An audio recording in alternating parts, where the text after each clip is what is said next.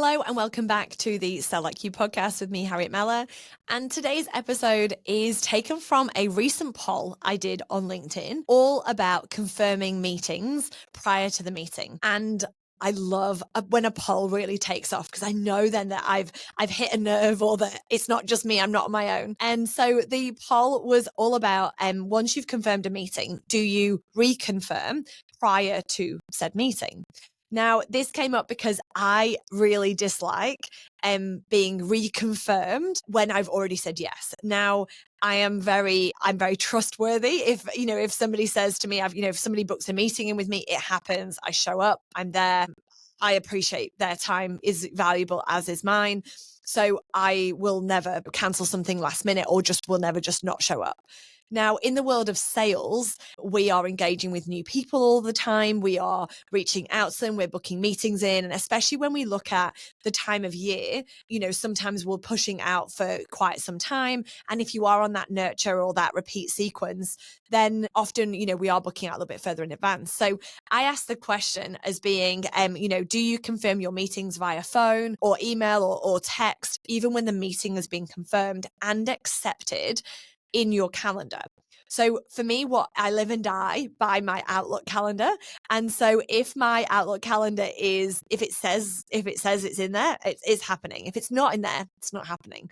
And so that's how I look at it. So I actually never ever reconfirm. And the only times I will reconfirm, I'm letting you into a bit of a secret here, is that I will reconfirm if I could do with not having the meeting that day. So for example, if I've got a meeting and it's coming up and I'm like, I could really do with like that hour to do something else, I will reconfirm because I believe the reconfirmation via phone or via email or text is giving them a way out. And so I will use that if I need the time back. So everyone that I've ever requested or checked in, you're going to be like, that was why. If they then say, no, all good, look forward to seeing you, I'm there. But if they then say, actually, I could do with moving it to next week, great. I've won, they've won. We'll see them next week and then that's it. And then I won't reconfirm again. So that's how I approach it. And obviously me, I'm one person. That's what I do and how I do it. But from the poll, I've got the poll here in front of me. We had 65 votes, and of the 65 votes, we had 69% say, no, they don't. It's already confirmed. Therefore, it's happening. We had 23% to say yes, that they emailed 24 to 48 hours before. And then we had 3% that said they call. And then we had 5%, which was other in comments. Now, from the comments, there was very much to do with they'll reconfirm, but they'll utilize their Outlook to do that, which I agree. I mean, my Outlook will automatically tell you an hour before. Then people said, then it also depends in terms of how far out.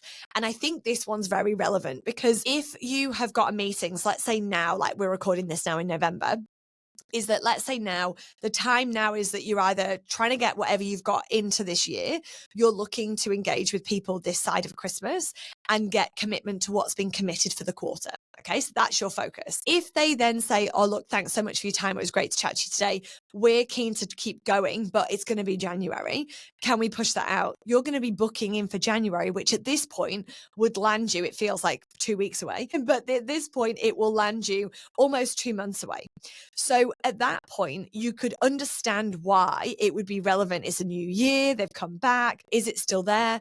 But in my opinion and in my view and in my experience of never confirming, I find if it's in the calendar, we all know how we use our calendars and everyone's probably slightly different. However, it's usually on our phones, it's on our emails, and we're looking at the next day. We should be looking at the next day in terms of where I'm going to be and what's happening. And so if I've ever got anything in person and they change it to an online, that's also fine. Like it's the same, we still get the same opportunity to meet and connect.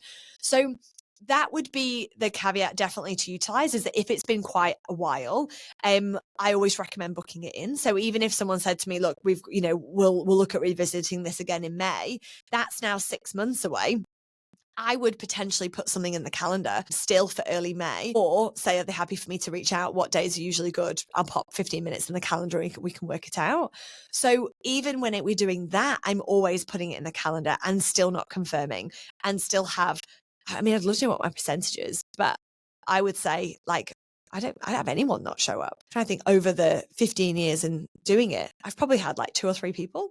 So, and even that's either been, they've been off sick, they've not checked their emails, they've not, it's been in there, or it's not, for some reason hasn't come through. And obviously they've got to accept it. If they don't accept it, it's not there. It's not valid. So, consider that. Also consider, for you, if you are a follow-upper in terms of meetings, look at what happens when you do follow up. Do you find that you always get the confirmation? Do you find that often things can fall out? And if you didn't do it for 2 weeks, do they show up? Like, test the theory, because we could be giving you some time back. Like, this could be a great way to get some time back. And it could be that if you find that when you do confirm, they move it, and that's maybe 50% of the time or 30% of the time, consider trying a month without it and see what happens. And if you find you get some no-shows, then go back to what's happening. Some of the other comments were around, high ticket and obviously, high profile decision makers as well. Again, same thing for me applies. I've never done it. I also find, like, I get messages, text, email, phone, just confirming, this is happening on this day. I'm like, yes, it's in my calendar. I set the date, it's happening. So for me, I find it's just annoying. I find it's an extra thing I just don't need to do. And I know, for, if you've got an appointment, I know I'll get the text message reminder, and that's okay. I just click yes and away we go. But I find anything that requires more than that is just an annoyance that I just don't need in my day. I then go, oh, that's annoying, and I've got to meet them. So that's my opinion. That's been my experience. But I thought the poll sparked a number of conversations, and I always like to share what we're seeing, across the industry, but also behind the scenes as well. So that one was a really insightful piece. So if you're not confirming, then you're with me. I agree. I think as long as it's in the calendar, make it happen. If you are confirming and you find that you find it works, keep doing it. If you are confirming but you do find things drop out, consider trying it without, and take this as your reminder for confirming next steps within meetings. It's the biggest gap. I reckon it's the number one gap in sales opportunities dropping off or spreading out or taking longer, because they're not confirming who's doing what and at what time, at what point are we going to speak again, and confirming it. So if they say they're going to get back to you on Friday, awesome. If I don't hear from you on Friday, shall I just pencil something in? What time do you want to chat on Friday? Get something booked in the calendar. 15 minutes might be all you need. They're going to say yes to 15 minutes. Make it easy, make it simple, but make it part of your process. You will thank me if you're not yet doing it. It will change the way that you interact with your clients. Additionally, with organizations, especially large, because we get such great results from, we can start to see the results across such a large vector. They share that their clients feedback when they're doing that, and they confirm next steps, or each time, that they love the fact that they know what's going to happen next.